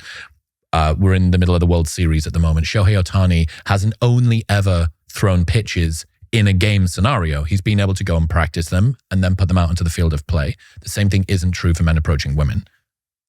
I think that potentially you could have a world in which a virtual reality headset is able to accurately model a scenario of you being in a bar talking to a woman, and it can detect intonation and pace of speech and response, and should you touch her on the leg now or not.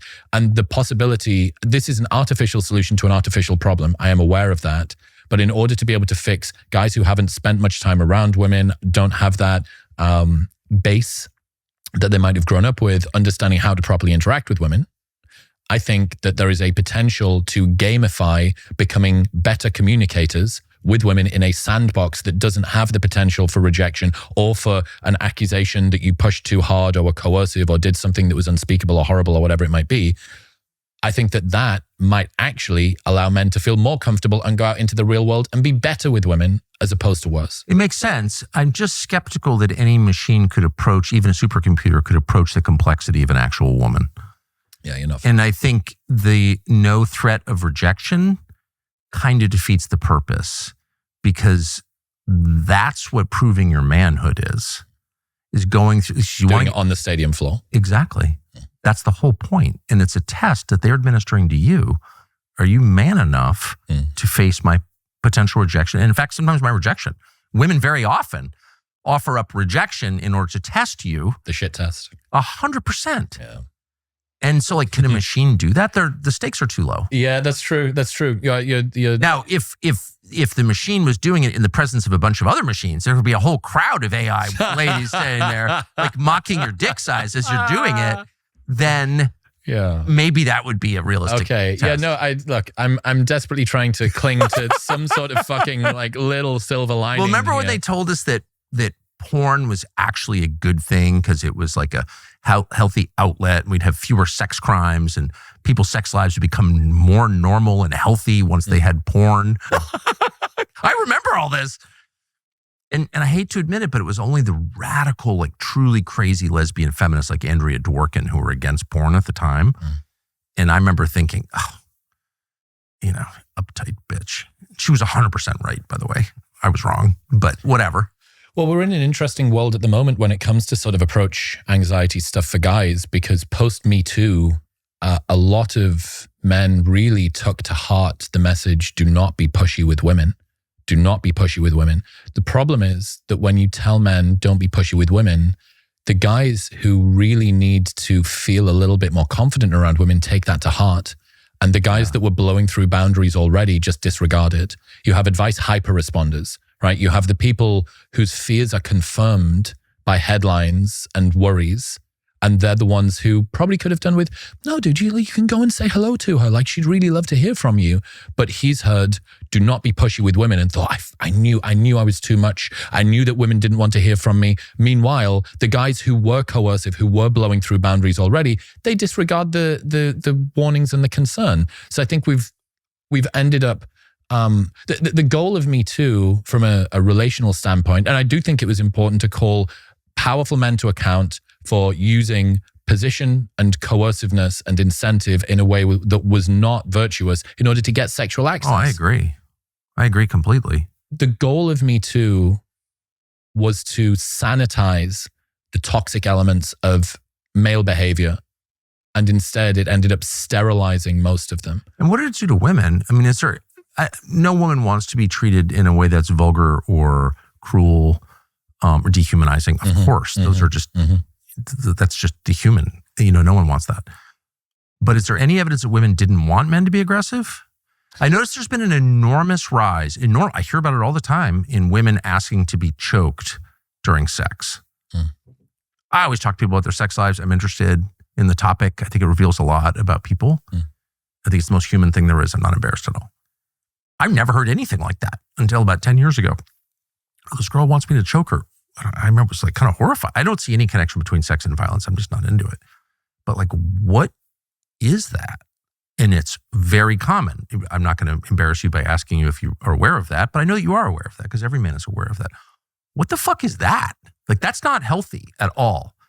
And that seems to me to be, I'm just guessing, I have no personal experience with it, but that seems to me to be an expression of a longing for male aggression that's gone in an unhealthy direction. Or did you read, the famous pornographic novel for women? Do you remember this? 50 Shades of Grey. Did you read it? No. Well, I read it because I'm interested in women. Okay. I read it. That's a great disclaimer so that you can justify reading 50 Shades of Grey. Dude, it was the least erotic thing I've ever read in my life. I read it on a flight to LA. I was embarrassed to read it, but I was like, I'm interested in women. I want to know how they think. Not even a twitch? Literally, I took a celibacy pledge by the time we landed at LAX. I found it so repulsive and weird. Okay. And it just shows that men and women are so different that things that turn them on are different. Exactly. It was all about control and humiliation. Dude, so 100%. And I'm hearing all these things. Women like, oh my gosh, I had to, whatever. Women were really in fuego about this book. And as a man, you read it, you're like, honestly, I've been to church services that are more erotic than this. This is actively... Yeah. Okay, so I have some firsthand experience of this. I was the cover of a bunch of dark romance novels in my 20s. Sorry? I was the cover model of some dark romance novels in my 20s. You do not need to Google them. You were the Fabio of the UK? Yeah, Dorian Gray. Dorian Gray, but with a British accent. Actually? Yeah, I did every red... Why did my producers tell me this? Let me check the booking sheet here. I did every red flag that your future son-in-law should not have. Male model, DJ, nightclub promoter, all of the red flags. My point is, I was a part of this in very tangentially, right? You do modeling. Sometimes a photo gets taken. An author says, oh, that's great. That can be like the muse idea for the front cover of this book. Would I be able to buy it? And I'm 20. I'm like, yeah, sure. You pay $1,000 and you get my photo. That's great. I'm on the cover of a book. Like, isn't that great? A little bit darker and more raunchy than I might have anticipated. My mum when she found out that her son was on the cover of a book, said, "Oh, it'd be lovely. I'd love to read it." And I'm like, this isn't Harry Potter. You're not reading this book. Anyway, my point being, I've been tangential to that industry in the past. What was interesting was the timing of 50 Shades coming out and the sort of archetypes that you saw within the dark romance genre. Very much typically masculine men, heavy brow, big hands, lumberjack, plaid shirt, man stuff, big chest, muscular, in a position of prestige, typically dominant, typically wealthy, not succumbing to just not particularly of the ilk that the modern world was telling men that they should be more of, especially post MeToo. And this is an uncomfortable circle to square if you want to try and marry these two worlds together, right? So what they did was they tried to make romance novels more in keeping with the sort of archetype that modern men were perhaps supposed to be, a more agreeable, softer sort of man. And these are referred to as cinnamon roll husbands or golden retriever husbands. And they wrote romance novels about this story arc, right? This was the kind of archetype that was going on. Shock, horror, they did not sell, right? Women were not buying the golden retriever husband, cinnamon roll husband story arc. They wanted the Dorian Gray archetype. How shocking is that? Did you read any of the books? No. You should go back and read your own books. And I bet you would find them not only non-erotic, but like anti-erotic. Like, these are your fantasies, really? What are the... I think every man thinks that female sexual fantasies are like pillow fights in the sorority house. Right. Those are male sexual fantasies. Female sexual fantasies tend to be much more about power than men's sexual fantasies, I have noticed. And presumably an imbalance of power. Yeah, where they're on the, on the weaker side. And they're, some of them are not, no one ever wants to be honest about anything, basically. Lying just kind of dominates every public conversation. And I'm not attacking anybody. I've just noticed this because I'm interested. And no, they're all, I don't think women want to be dehumanized or ignored or treated like children. I don't think that. But the kind of novels that sell, sex novels that sell to women are not sexually arousing to men at all, I have found. And again, they're all about being dominated. Like, that's what it is. One caveat to put in there is... I'm really bothered by it. I just want to be totally clear. I don't like that. I don't like all the weird power dynamic stuff. But whatever, they like it. And so to tell me that the Me Too movement is about making men less aggressive sexually because women hate male sexual aggression, you're just lying. That's just not true. Well, do you take a poll of women? Do you care what they think? Do you know what they think? No, of course they have no idea what women think. They don't care. Men's sexual aggression from men that they don't want to be sexual with is the sort of thing that can scar you for the rest of your life. Well, needless to say, I'm obviously I'm against any kind of I'm against just violence, period, and including choking during sex, sorry. I think what is that? Don't lecture me about Me Too if you're asked to getting choked during sex, sorry. I'm just not taking you seriously. But no, I totally agree. Sexual assault, rape, we don't punish rape severely enough. Most men feel that way, by the way. It's the female judges who let the rapists out early. It's not the male judges. Is that true? Of course it's true. Of course it's true. It's not, your average man thinks that rapists should be, boiled alive. Yeah, of course. And I've never met a man who doesn't feel that way. Every normal man feels that way. And I've never met anyone who got off on rape fantasies. In fact, I would bet my house that the majority of Americans who find rape fantasies appealing are not men. Sorry. Tell me I'm wrong. I'm not wrong. I'm right. No, I've seen some really uncomfortable data that... Yeah, you have, right. When you look at very aggressive porn, the primary consumer of that is not men. Yeah, exactly. So I'm not attacking anybody at all. Well, people are allowed to have their preferences. I agree with you. And in many ways, we don't get to choose what it is that arouses us. That's the whole point I've been making for 2 hours. This is nature. We're not in control of it. We have to conform to the system already in place that we did not create because we're not God. So you just have to deal with what you got. Politically, when that is, or publicly in terms of PR or press or whatever, when that becomes inconvenient because there is a movement in one direction that goes against what is preferred, natural, predisposed Exactly. in another. So great example of this, talking about the aftershock of MeToo, which we're still in the blast radius of in many ways. Half of single men under the age of 30, 18 to 30, report not approaching a woman in the last year. About 82% of women report experiencing creepy behavior, sometimes, often, or always by men, right? So you have guys not approaching women for fear of making them uncomfortable, for fear of being a part of some news story. Women also being made to feel uncomfortable, at least sometimes during their life. But 86% of women say that they want a man to make the first move. Exactly. So let's try and square this circle, right? You have women, guys know that if they don't make the first move, nothing's really going to happen because 86% of women say that they want to do it. Women also kind of want guys to make the first move, but are fearful because sometimes they're creepy and they are the more vulnerable sex. Exactly. So like in this, an acceptance of, okay, there needs to be a buffer zone for well-meaning and non-dangerous errors to be made. A guy was a little bit silly with the way that he came up to you. Don't mock him.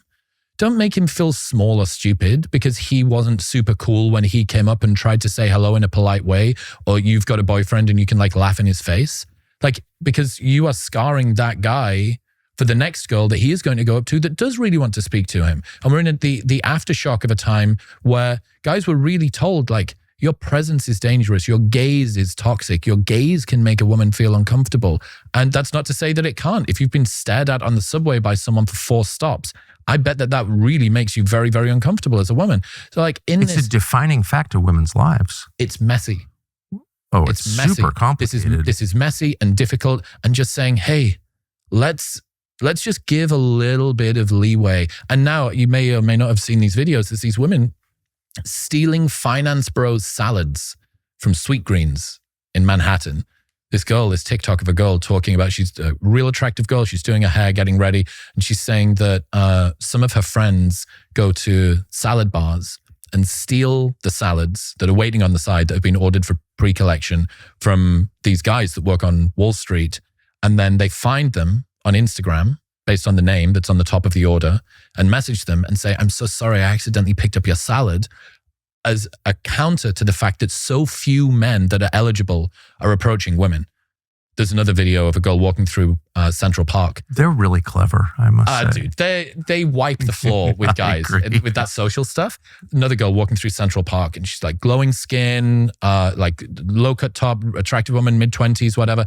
And she's basically saying like, walking through Central Park, my hair's great, my skin's great, I've got the boobs out today. And I wonder if any man is going to approach me. So it's evident to me that there is a world of women who really would quite like to be approached more by guys. And the men who needed a little bit more encouragement, I think, are still on the timid side. And unfortunately, the guys that were blasting through boundaries just disregarded the advice of MeToo in any case. I think the wisest thing you said, artfully, was this is just incredibly complex and that it may, in some sense, be beyond the capacity of people to really understand it. But you do the thing that is necessary that will fix it, which is just tell the truth about what you see. Be sincere about what you observe, try to make things better. Like that's the only answer. We got here because of lying. People just like lying about obvious things, denying what their senses tell them for ideological reasons or whatever dark reason. But like lying is just bad. And you always wind up in a bad place when you do it. And so I think you are a truth teller on these questions. And I really appreciate all the time you took today. I appreciate you too, man. Thank you. And no judgment to the choking fantasy people, but that is creepy. Thank you.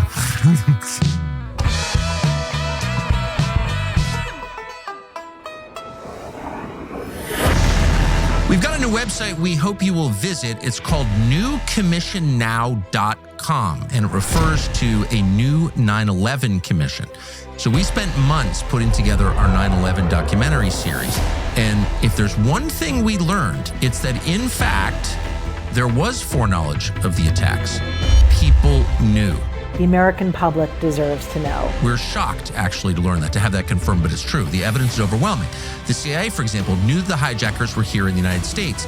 They knew they were planning an act of terror. In his passport is a visa to go to the United States of America. A foreign national was caught celebrating as the World Trade Center fell and later said he was in New York, quote, to document the event. How did he know there would be an event to document in the first place? Because he had foreknowledge. And maybe most amazingly, somebody, an unknown investor, shorted American Airlines and United Airlines, the companies whose planes the attackers used on 9/11, as well as the banks that were inside the Twin Towers just before the attacks. They made money on the 9/11 attacks because they knew they were coming. Who did that? You have to look at the evidence. The US government learned the name of that investor, but never released it. Maybe there's an innocent explanation for all this, but there isn't, actually. And by the way, it doesn't matter whether there is or not. The public deserves to know what the hell that was. How did people know ahead of time, and why was no one ever punished for it? The 9/11 Commission, the original one, was a fraud. It was fake. Its conclusions were written before the investigation. That's true, and it's outrageous. This country needs a new 9/11 Commission, one that actually tells the truth, that tries to get to the bottom of the story. We can't just move on like nothing happened. 9/11 Commission is a cover-up. Something did happen. We need to force a new investigation into 9/11 almost 25 years later. Sorry, justice demands it. And if you want that, go to newcommissionnow.com to add your name to our petition. We're not getting paid for this. We're doing this because we really mean it. newcommissionnow.com.